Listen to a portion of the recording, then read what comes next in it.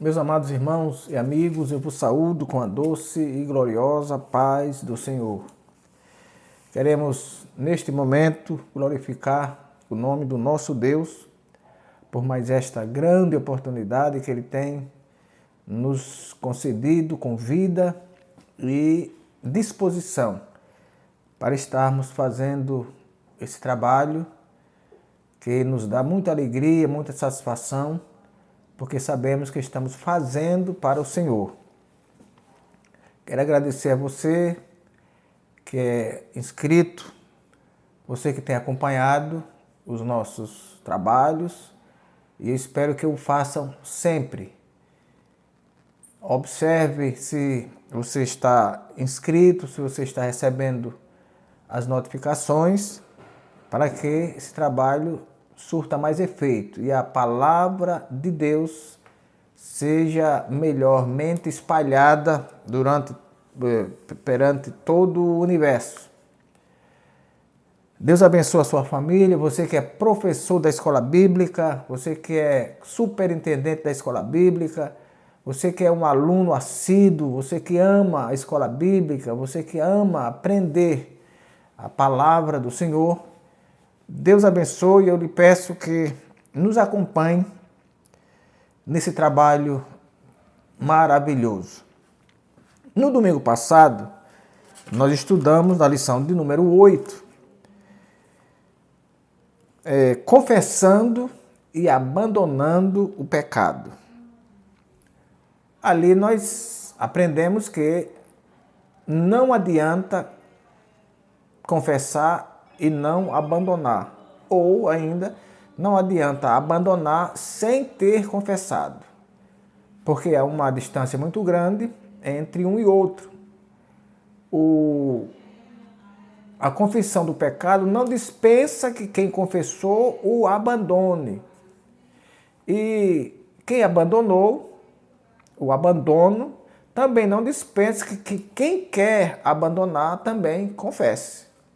É confessar e deixar. Hoje nós estudaremos que o caminho que é a vida cristã nos reserva muitas tentações às quais devemos resistir. Aprenderemos que a nossa caminhada para o céu não é uma maré mansa, como alguns pensam ser.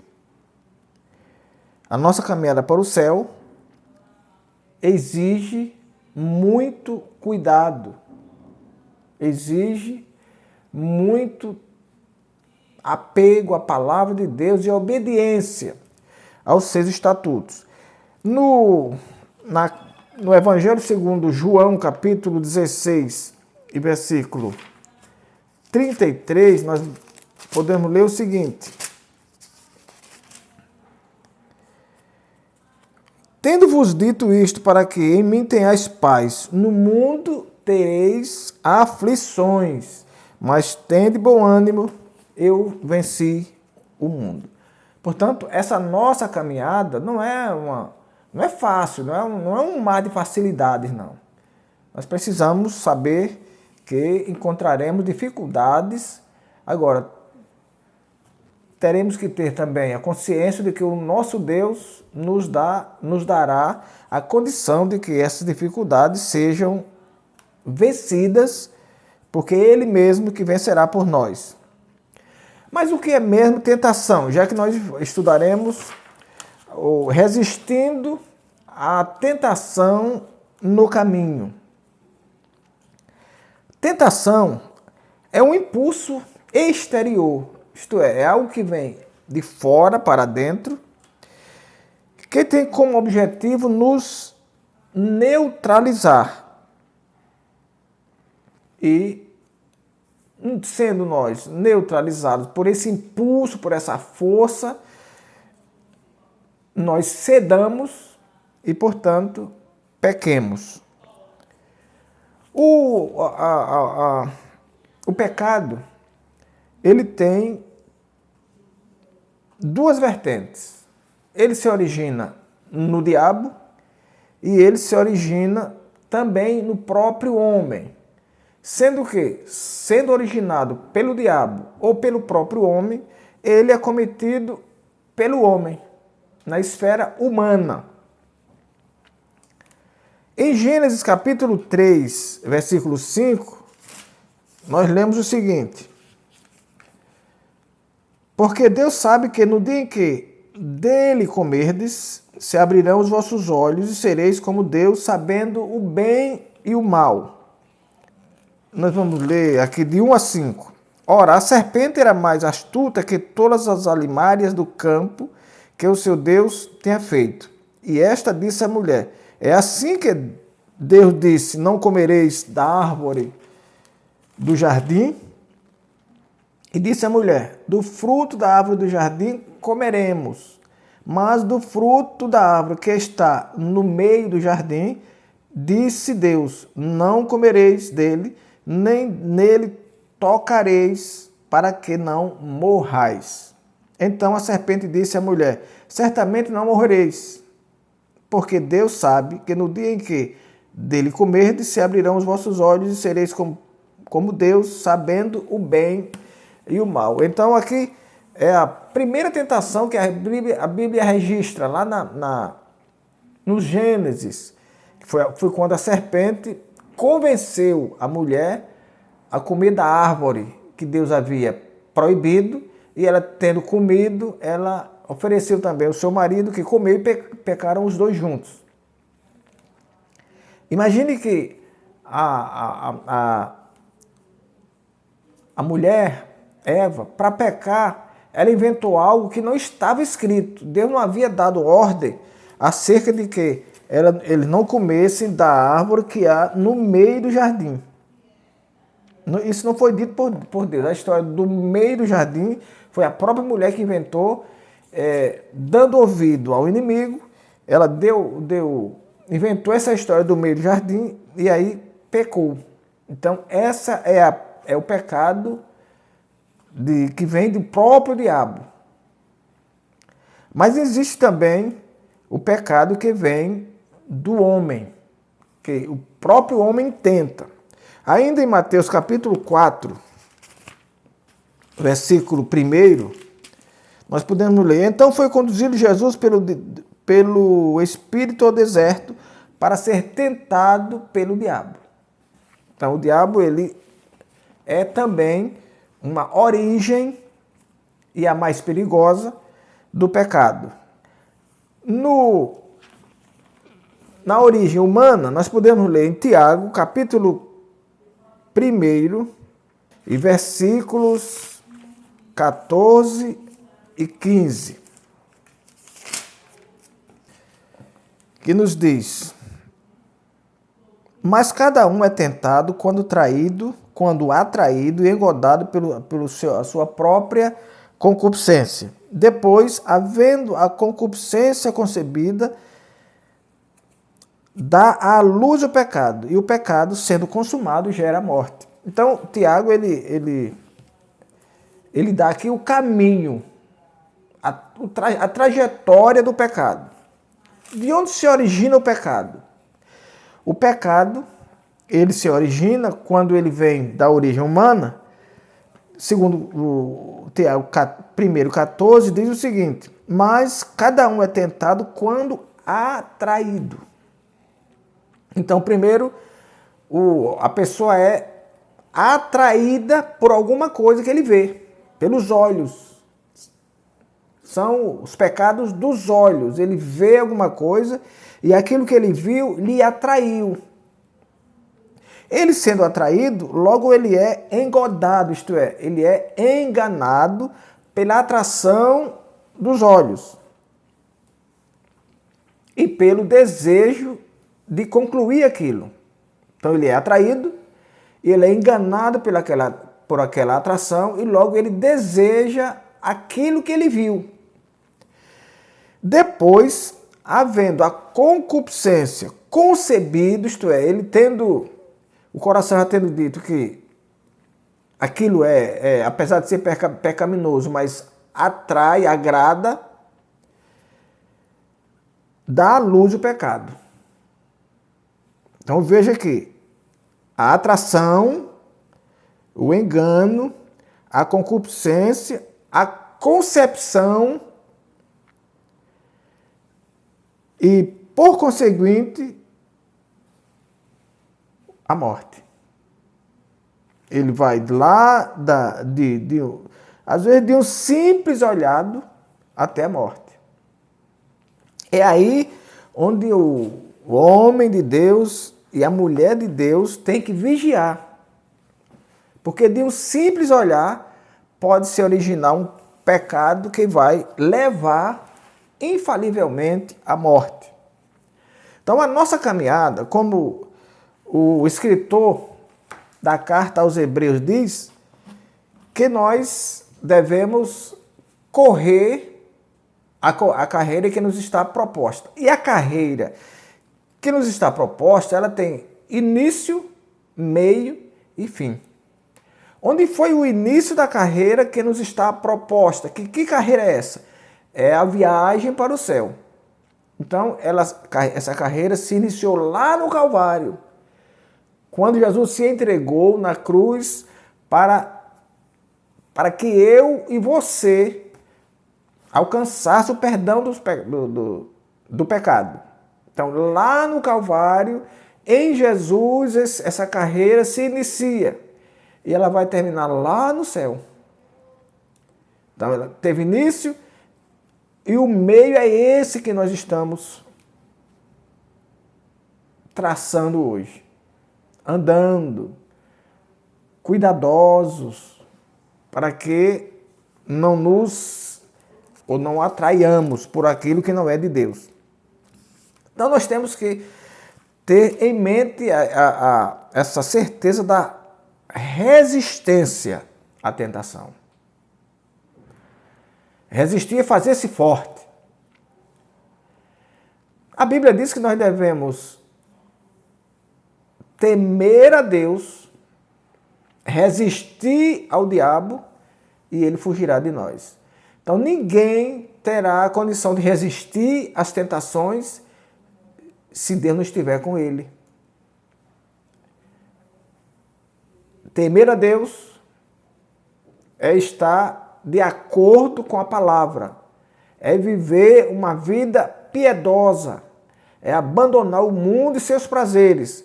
Então, assim andando, nós estaremos temendo a Deus, resistindo àquilo que nos vem, o impulso que eu falei, que vem de fora, para nos atrair, para nos enganar e, por fim, para que o pecado seja consumado em nós. Então, quando nós resistimos a essa tentação, estando no Senhor, nós estaremos agora caminhando para o céu. A tentação na esfera humana. Eu já li que essa tentação vem da esfera diabólica, do diabo, e vem na esfera humana. Na Bíblia, 3 palavras aparecem para conceituar a tentação. A primeira é a palavra hebraica massar, que significa teste, provação, tentativa. Então, tentação é uma tentativa de ganho. É um teste. Então, o diabo ele usa as suas artimanhas, os seus meios, para nos testar. E esse teste que ele faz é uma tentação. Alguma coisa que pareça que vai dar certo. Alguma coisa que pareça ser boa. Que pareça ter proveito. Então essa é a tentação. As duas vias são as que eu já disse, a via diabólica e a via humana. O diabo, a Bíblia diz que o diabo anda como leão. Ele não é leão, o leão é o Senhor Jesus, que é o leão da tribo de Judá. Mas ele anda em derredor de cada pessoa humana, buscando a quem possa tragar. Ele sabe que Deus nos guarda, ele sabe que Deus nos protege. Ele sabe que nós sempre somos guardados pelo Senhor. E ele é inimigo desse Senhor. Mas ele não cansa. Ele não dorme. A Bíblia diz que o diabo não dormita. Ele anda sempre buscando, tentando, testando a quem ele possa tragar. E se nós não estivermos vigiando, se nós nos dermos como fortes, logo cairemos. A Bíblia diz que o tolo vê o perigo e segue. Mas o sábio vê o perigo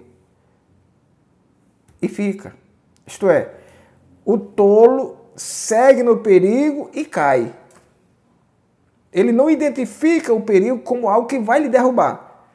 Ele vê o perigo e cai. Mas o sábio vê o perigo e se desvia. Então, o perigo está exatamente no inimigo, no diabo. Há pessoas que acham que o diabo não tem poder, não é forte. Não, o diabo, porque eu estou com Deus. Não, o diabo sim, ele tem poder, sim. Ninguém espere o contrário disso. O apóstolo Paulo diz que nós não devemos ignorar os ardis do diabo, do tentador. Não devemos ignorar, nós não devemos pensar que, porque nós servimos a Deus, ao Deus Todo-Poderoso, nós agora vamos ignorar que o diabo é uma potência, que o diabo é um poder também. Ele é, só que ele é limitado. A Bíblia diz que nada será feito senão com a providência de Deus. Nada será feito sem a aceitação de Deus. Então o diabo, ele vive tentando, mas ele só vai nos atingir se nós não estivermos vigiando. Ele vai ficar a vida toda testando, vai ficar a vida toda tentando, mas se nós estivermos vigiando, nós estivermos fazendo a vontade de Deus, nós estaremos a salvo das suas tentações. Porque a tentação é um fenômeno humano, isto é algo que muitas vezes nós nem entendemos. Ela às vezes aparece com tanta sutileza que nós nem entendemos. A Bíblia diz, nos evangelhos sinóticos, diz que no final dos tempos as pessoas matariam outra pensando estar fazendo um serviço a Deus, estar prestando um serviço a Deus. E nós já estamos vendo isso. Quer dizer, quando nós, muitas vezes, a mentira que eu não tenho dúvida que a mentira vai levar mais gente para o inferno do que qualquer outro pecado. Porque a mentira parece algo inofensiva, inofensivo. Parece que a mentira é algo tão aceitável que nós até nem mensuramos o mal que ela traz. Ah, mas todo mundo faz. Ah, mas todo mundo mente. Foi uma mentirinha para me defender. Não, mentira é mentira. E mentira é pecado. A Bíblia diz que o pai da mentira é o diabo. Então tem muitas pessoas sendo tentadas e estão cedendo essas tentações por meio da mentira e acham que não estão fazendo coisa nenhuma. Estão agradando a Deus e que Deus não considera a mentira. Essa semana na escola bíblica, um aluno perguntou se a mentira também deveria ser confessada ao líder da igreja, já que ela é um pecado. Eu até brincando disse, olha, se toda mentira tiver de ser confessada ao líder da igreja, nós vamos formar uma fila aqui e em alguns casos não teremos nem quem assiste, porque o líder está mentindo também. Ninguém se engana, tem líderes mentindo também. Estão lá no púlpito mentindo, inventando testemunhos, inventando milagres.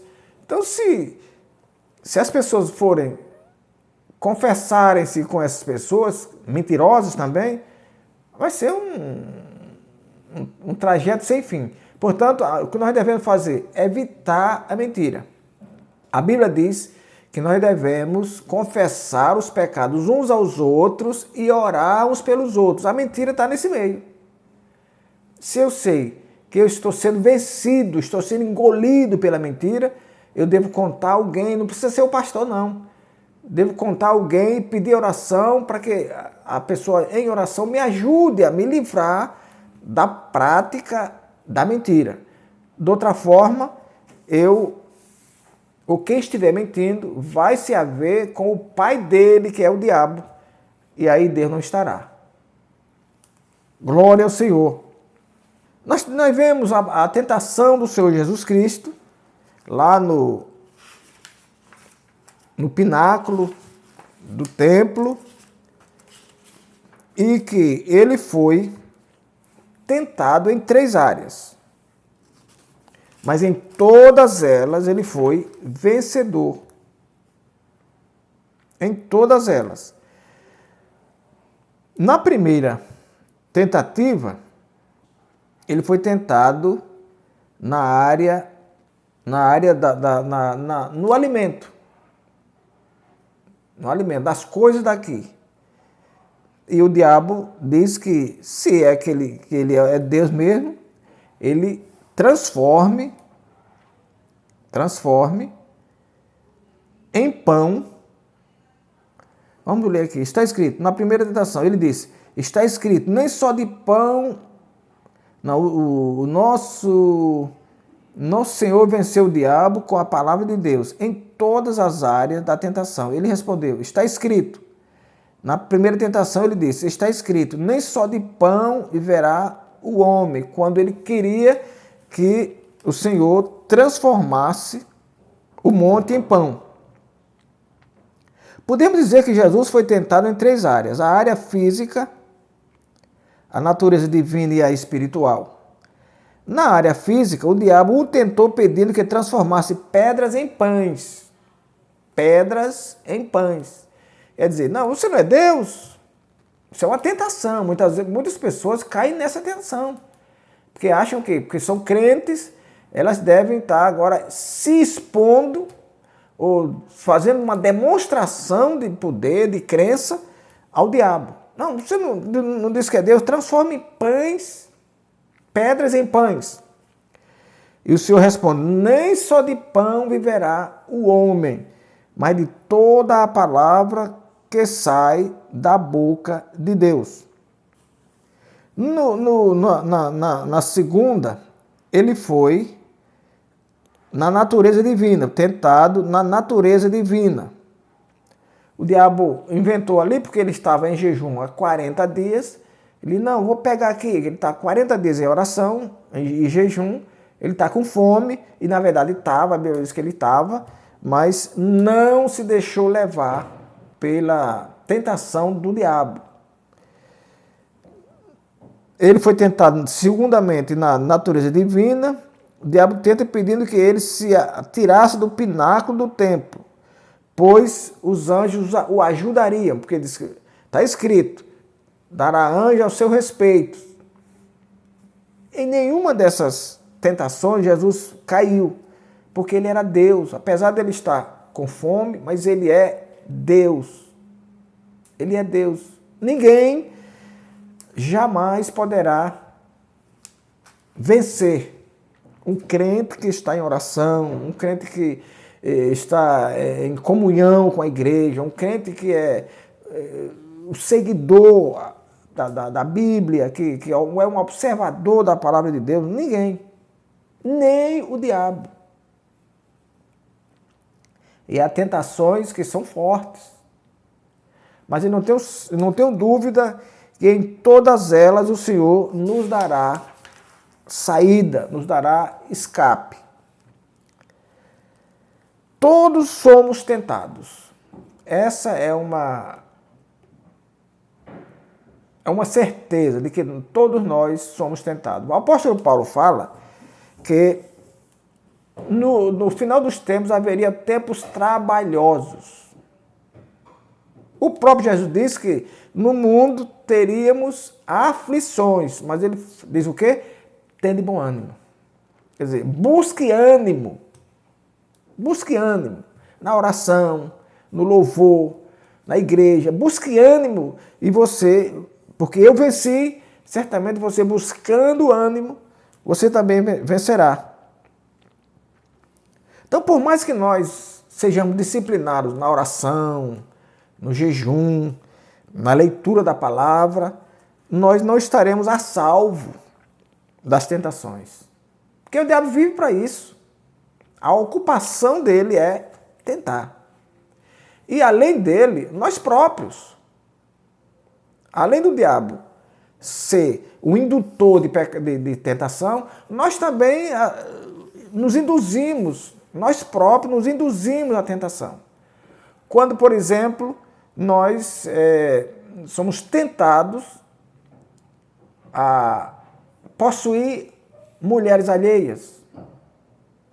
Quando nós somos tentados a sermos ricos, adquirindo aquilo que não podemos.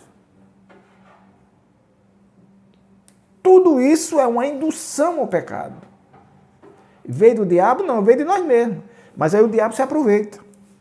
Então, nós devemos, além de orar, jejuar e ler a palavra de Deus, o Jesus manda vigiar. Orai e vigiai para que não entreis em tentação. Jesus não está dizendo que orando e vigiando nós estejamos livres da tentação. Ele está dizendo que se nós orarmos e vigiarmos, quando a tentação vier, nós estaremos prontos para vencê-la. O Senhor vencerá por nós.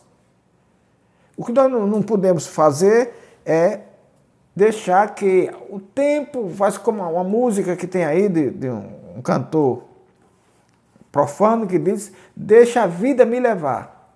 Isso não vale para o crente. O crente ele foi chamado para ser alguém que ora. Jesus manda, Jesus orou.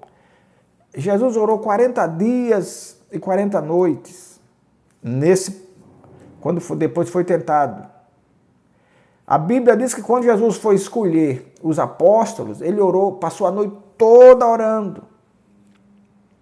A Bíblia diz que quando Moisés foi buscar as tábuas da lei, ele orou 40 dias e 40 noites.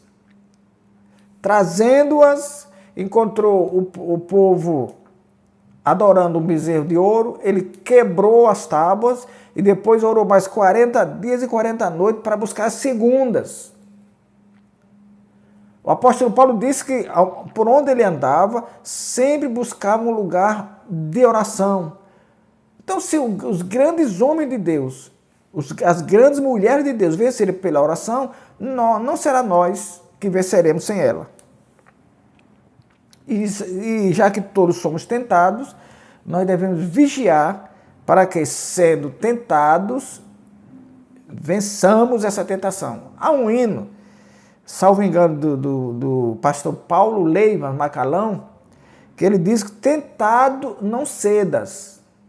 Isto é, a tentação é algo próprio da pessoa humana. Não há nenhum pecado em alguém ser tentado. Aí ele diz, tentado não cedas. Ceder é pecar. Então, você pode ser tentado, agora não ceda a essa tentação, porque se ceder, pecou. Louvado seja Deus. Então, rejeite sob todas as formas a tentação. Jó, nós temos o grande exemplo do nosso patriarca Jó. Foi tentado de todas as formas. A Bíblia diz que ele ficou numa situação de coçar o próprio corpo com um caco de telha. A própria mulher o aconselhou a amaldiçoar esse Deus e morrer. Ele foi tentado por 3 amigos que buscaram um pecado onde não tinha. Mas a Bíblia diz que em nada disso ele pecou. Tentado, ele foi. A ponto de dizer, quem dera que as minhas palavras fossem esculpidas numa pedra. Isto é, para que por eternidade alguém visse. Mas depois ele conclui, isso não é possível. Não é possível que o que eu digo seja esculpido numa pedra. Mas mesmo assim, eu sei que o meu Redentor vive. E que por fim se levantará sobre a terra. Isto é, Ele sabia que aqueles conselhos daqueles amigos não eram conselho de amigos. Ele até os chamou de consoladores molestos. Ele os chamou de nuvens sem água.